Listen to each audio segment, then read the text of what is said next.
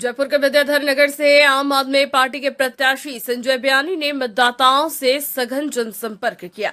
जनसंपर्क के लिए उन्होंने BKI क्षेत्र की गाडोलिया लुहारों की कच्ची बस्ती को चुना। वहां जाकर उन्होंने कच्ची बस्ती में रह रहे गाडोलिया लुहारों की समस्याओं को जाना।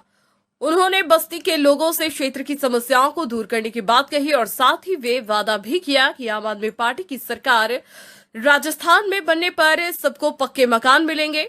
साथ ही उन्होंने गरीबों के बच्चों को अच्छी शिक्षा और अच्छा स्वास्थ्य देना उन्होंने अपनी प्राथमिकता बताते हुए बच्चों को देश का भविष्य बताया। पुराने जमाने में जब लोगों को रोजगार नहीं मिलता था तो इन्हें घूमना पड़ता था, तो ये घुमक्कड़ प्रजाति है। लेकिन अब ये लोहा मंडी में स्थायी रूप से इनको यहाँ काम मिल रहा है, तो स्थायी रूप से इनको मकान और जमीन भी मिलनी चाहिए। और राजस्थान का इतिहास रहा है कि महाराणा प्रताप की जो वंशज है और महाराणा प्रताप की सब शौर्य गाथा भी गाते हैं। और हमें लगता है कि ये बहुत मजबूत और परिश्रमी प्रजाति है और इन लोगों ने बहुत अच्छा अपनी मेहनत करते हैं। तो अब मेरी इच्छा है कि एक जो यहाँ पे सबसे बड़ा सुधार सरकार को करना चाहिए वो ये करना चाहिए, इन्हें 100 गज के एक स्थायी पट्टे देने चाहिए, इन्हें स्थायी रूप से स्थापित करना चाहिए। और ये जो बच्चे दिखाई दे रहे हैं आपको, ये जो छोटे छोटे बच्चे दिखाई दे रहे हैं, ये हमारे देश की दौलत है। अगर हम स्थायी जगह दे देंगे तो इनको स्थायी स्कूल मिल जाएगी और स्थायी स्कूल मिल जाएगी तो पढ़ लेंगे और देश की विचारधारा में ये भी शामिल हो जाएगी। बच्चों को एक हक दिलाएगी, शिक्षा का भी, वोट देने का भी, पढ़ने का भी, रहने का भी। आपकी पार्टी आएगी हर कोने तक। इन तबके के लोग हैं, महाराणा प्रताप की आपने बात करी, वो भी हर कोने तक पहुंचे। तो आपकी पार्टी देखिए, लोग है ना वादे करते हैं, पर केजरीवाल की जो पार्टी है आम आदमी पार्टी, ये गारंटी देती है और गारंटी का भी आधार है। आप दिल्ली जाइए और दिल्ली में किसी भी खड़ी वाले से, किसी भी गरीब से पूछिए कि उन्हें पानी, लाइट की सुविधा उन्होंने दी नहीं दी, उन्होंने अच्छे स्कूल और हॉस्पिटल दिए नहीं दिए। मैं आप सबसे कहता हूँ कि आप पहले मालूम करिए फिर विश्वास करिए। तो ये बात है, पर मेरे को बहुत आज विचित्र से स्थिति लग रही है। 70 साल देश को आज़ाद होने के लिए और इनके वीरों के लिए, महाराणा प्रताप के वंशज के लिए, इस घुमक्कड़ जाति के लिए आज तक नहीं सोचा और ये हमारे सरकार की फेलियर का सूचक है। अगर हम चाहें इतनी जमीनें खाली कर इन्हें 100 गज के प्लॉट दे दें, इनके लिए ये अपना काम तो खुद ही कर लेंगे। तो मुझे लगता है कि तुरंत हमारे को और दूसरी समस्या में नहीं आया, दूसरी पानी की भी समस्या है। यहाँ पे लाइन मुझे बताया गया लाइन तो डाली गई है पर नल का कनेक्शन नहीं दिया। हम आज आज़ादी के 75 साल बाद भी लोगों को पानी नहीं दे पा रहे, इससे बुरी बात क्या हो सकती है हिंदुस्तान? हर 10-10, 15-15 दिन का पानी देते हैं।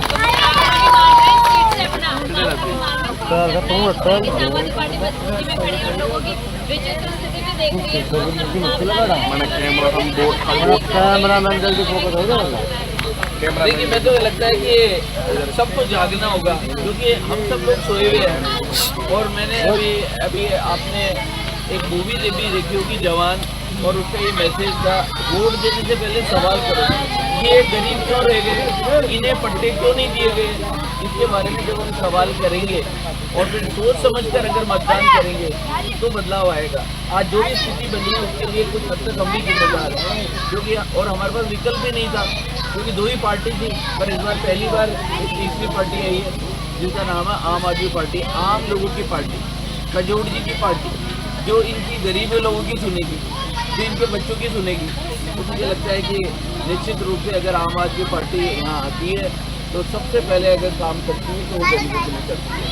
वो मैं अपनी डायरी में नोट कर लिया हूँ, कजोड़ जी का नाम, कजोड़ जी का मोबाइल नंबर, कजोड़ जी की समस्या मैंने नोट कर लिया और इनकी BBC भी समझ ली है कि इन्होंने जो मुझे बात बताई है वो कितनी महत्वपूर्ण है। और मैं आज यहाँ करवा चौथ के दिन ये संकल्प लेता हूँ कि अगर मुझे मौका दिया जाता है तो मैं सबसे पहले कच्ची बस्ती में, लोहारों की बस्ती में आकर सबसे पहले काम करूँगा, क्योंकि मेरा यहाँ राजनीति में आने का जो मकसद है वो सेवा है।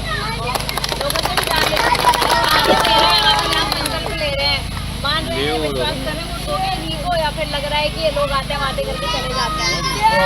अच्छा, इससे पहले वोट देते थे? देते तो वोट तो कभी कांग्रेस को देते हैं, कभी जनता पार्टी को, दोनों को देते हैं। अच्छा, इस बार क्या विचार है? इस बार हमारा विचार है, उनकी बातों का ऐसा लग रहा है जो हमारे आ रहा है। अच्छा, लग रहा है हार हो जाएगा भैया। अब तक आपकी सामने आई वोट देते थे आप पार्टी को, आते थे आपके बीच में या फिर चुनाव से पहले आते थे? फिर नहीं आए कभी? पहला रिपोर्ट है आपका। अच्छा, ये पहला है? पहला रिपोर्ट है, लेकिन बहुत अच्छा लगा, उनपे विश्वास भी हुआ, हमारा विश्वास आप बताइए, मेरे सामने आइए जरा, जिस तरीके से बातें कर रहे हैं वो विश्वास हो रहा है आपको? आम आदमी पार्टी बता रहे हैं कि आप लोगों की पार्टी है। थोड़ा पीछे हो जाइए ना, सामने दिखिए। हाँ बताइए, उधर है, देखो उधर क्या चल रहा है। आपको विश्वास हो रहा है इन पर? अच्छा, तो वोट देंगे कि इस बार? सभी देंगे, सभी देंगे, सभी देंगे। अच्छा, तो पड़ोसी को भी ले जाएंगे। अच्छा, अच्छा, सभी को लेकर जाएंगे। आप बताइए सर। के लिए एक वक्त चाहिए। कांग्रेस के आजमाइए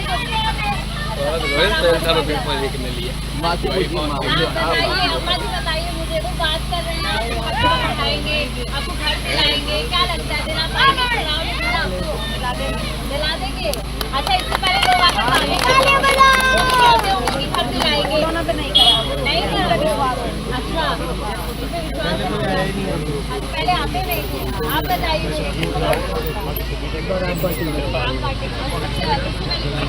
कांग्रेस को आमदनी मुझे जब भी समय मिलता है मैं गार्डनिंग को अपना समय देता हूँ। मुझे इन पेड़ों से प्यार है, मैं इन पेड़ों को पानी देकर बहुत खुशी मिलती है मुझे, और मैं चाहता हूँ ये पूरा विद्याधर नगर इसी तरह से हरा भरा बन जाए, क्योंकि पेड़ ऑक्सीजन देते हैं और ये जो पेड़ देते हैं वो हम लेते हैं, और जो हम ये कार्बन डाइऑक्साइड देते हैं उसे पेड़ लेते हैं। पेड़ों से मोहब्बत करें हम लोग और अपने जीवन को शानदार और ऑक्सीजन से भरा हुआ बनाएं। दोस्तों, आज मुझे मौका मिला कच्ची बस्ती में जाने का। कॉलेज के पास में ही कच्ची बस्ती है, और मैंने वहां देखा लोगों की लाइफस्टाइल, इतनी गंदगी, और सबसे बड़ी बात उसमें एक थी, वो थी कि छोटे छोटे बच्चे किस तरह से घूम रहे थे। अगर इन्हें ठीक से पढ़ा दिया जाए तो यही हमारे देश की धरोहर बन सकती है, और अगर इन्हें ध्यान से ना पढ़ाया जाए, ठीक से ना पढ़ाया जाए, तो ये हमारी लाइबिलिटी बन जाएगी। मैं वादा करता हूँ कि अगर मेरे को मौका मिलता है तो मैं निश्चित रूप से इन बच्चों पे विशेष ध्यान दूंगा, इनकी पढ़ाई की बिल्कुल शानदार व्यवस्था करूंगा। लोग बोलते हैं आप पॉलिटिक्स का मतलब क्या समझते हैं? पॉलिटिक्स का मतलब है धर्म, जिम्मेदारी। हाँ, मैं जिम्मेदार हूं। जब हम ये बोलते हैं तो हम धर्म की राजनीति कर रहे होते हैं। धर्म का मतलब मंदिर मस्जिद नहीं, बल्कि अपनी असाइन ड्यूटी को पूरा। अजमेर के जिला कलेक्टर कार्यालय के सभागार में निर्वाचन अधिकारी भारती दीक्षित ने आज vote Ajmer YouTube channel launch किया। आपकी बार इलेक्शन कमीशन ऑफ इंडिया ने यूथ चला बूथ की नींव को आगे बढ़ाया। इसके साथ ही जिला प्रशासन ने मतदाता जागरूकता अभियान और मतदाता जागरूकता प्रतियोगिता का आयोजन किया। इसके अलावा प्रतियोगिता अजमेर वोट देगा भी रखी, जो ऑनलाइन कंपटीशन है, जो 3 चरणों में होगी, जिसमें पहले विजेता को 1500 रुपए, दूसरे विजेता को 1000 रुपए और तीसरे विजेता को 500 रुपए का इनाम भी दिया जाएगा। इसके बाद जिला कलेक्टर भारती दीक्षित ने वोटिंग से संबंधित प्रदर्शनी का अवलोकन किया।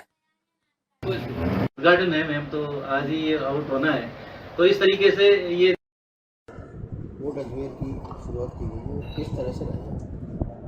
इलेक्शन कमीशन ऑफ इंडिया ने इस साल जो मोटो रखा है यूथ चला बूथ, तो बहुत ज़्यादा फोकस जो फर्स्ट टाइम वोटर्स हैं उन पर किया गया है, और सभी जगह प्रयास किया जा रहा है कि फर्स्ट टाइम वोटर्स अपना वोटिंग राइट एक्सरसाइज करें।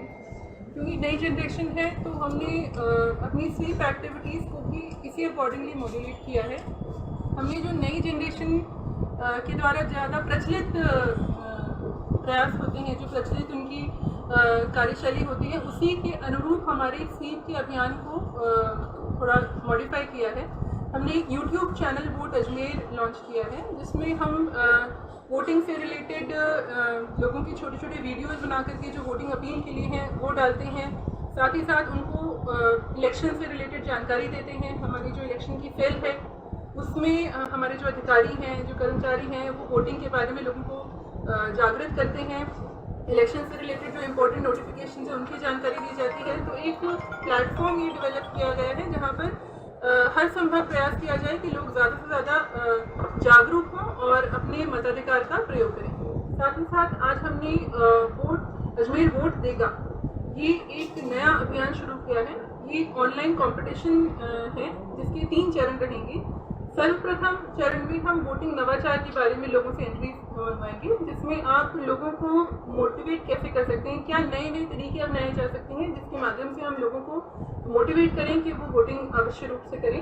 इसके लिए 5 नवंबर से लेकर के 13 नवंबर तक लोग अपनी एंट्री दे सकते हैं। पूरी वेबसाइट डिज़ाइन करी गई है। हमारे बहुत कर्मठ जो हमारी टीम है स्वीप की, उस टीम ने बहुत दिन रात मेहनत करके वेबसाइट डिज़ाइन करी है। उसी को आज हमने इस प्रोग्राम में लॉन्च भी किया है। इस वेबसाइट पर ऑनलाइन एंट्रीज 5 नवंबर से 13 नवंबर तक आप एंट्रीज दे सकते हैं और उसको हमारी पूरी टीम एनालाइज करके उसमें फर्स्ट सेकंड थर्ड प्राइजेस भी निर्धारित करेंगे। जो फर्स्ट प्राइज विनर होंगे उनको 15,000 कैश प्राइज दिया जाएगा, सेकंड प्राइज विनर को 10,000 और थर्ड प्राइज विनर को 5,000 का कैश प्राइज दिया जाएगा। सेकंड जो हमारा स्टेज होगा वो वोटिंग अपील का होगा। उसमें किस तरह से किन नए नए तरीकों से लोगों से वोटिंग के लिए अपील की जा सकती है, उसकी वीडियोस या उसका एक राइटर बना करके लोग इस प्लेटफॉर्म पर डाल सकते हैं और वो अपनी एंट्री 16 नवंबर से लेकर के 25 नवंबर तक इस पर दे सकते हैं। सिमिलरली इसमें भी first second and third cash prize होंगी, जो जैसे मैंने पहला फेज में बताया। हिंडौन विधानसभा सीट से टिकट नहीं मिलने पर भाजपा और कांग्रेस पार्टी से जुड़े पूर्व सभापति और वर्तमान सभापति ने पार्टी छोड़कर जेजेपी और बसपा का दामन थाम लिया। मंगलवार को कांग्रेस की ओर से जारी सूची में नाम नहीं आने के बाद मौजूदा विधायक भरोसी लाल जाटव के बेटे और सभापति ब्रिजेश जाटव बसपा में शामिल हो गए। ब्रिजेश जाटव ने राज्यसभा सांसद और नेशनल कोऑर्डिनेटर रामजी गौतम की मौजूदगी में बसपा में शामिल हुए। इस दौरान प्रदेश प्रभारी इंजीनियर सुरेश आर्य व सुमरत जहाजी भी मौजूद रहे। अलवर राजगढ़ रेल मार्ग स्थित मुनपुर पुलिया के पास देर रात ट्रेन से गिरकर एक जने की मौत हो गई। सूचना पर राजगढ़ पुलिस मौके पर पहुंची। पुलिस ने मौके पर पहुंच शव को कब्जे में ली, सीएचसी की मोर्चरी में रखवाया। पुलिस ने मृतक के शव का पोस्टमार्टम करवाकर परिजनों को सौंपा और मुकदमा दर्ज कर मामले की जांच में जुट गई। जो जयपुर में मजदूरी करता है वहाँ से आ रहा था, जो ट्रेन में पैसेंजर ट्रेन थी जिसमें बैठा था, तो गिरने से क्या हादसा हुआ जिसकी डेड बॉडी मूनपुर पुलिया के पास मिली, जिसका आज पोस्टमार्टम कर। अलवर जिले के राजगढ़ लक्ष्मणगढ़ विधानसभा की हॉट सीट को देखते हुए नामांकन भरने की प्रक्रिया को शांतिपूर्ण ढंग से संपन्न करवाने के लिए पुलिस ने बैरिकेड्स लगाकर बंदोबस्त किया, जिससे अनावश्यक वाहनों के अलावा अधिक भीड़ नहीं होता था, किसी भी अप्रिय घटना को रोकी जा सके।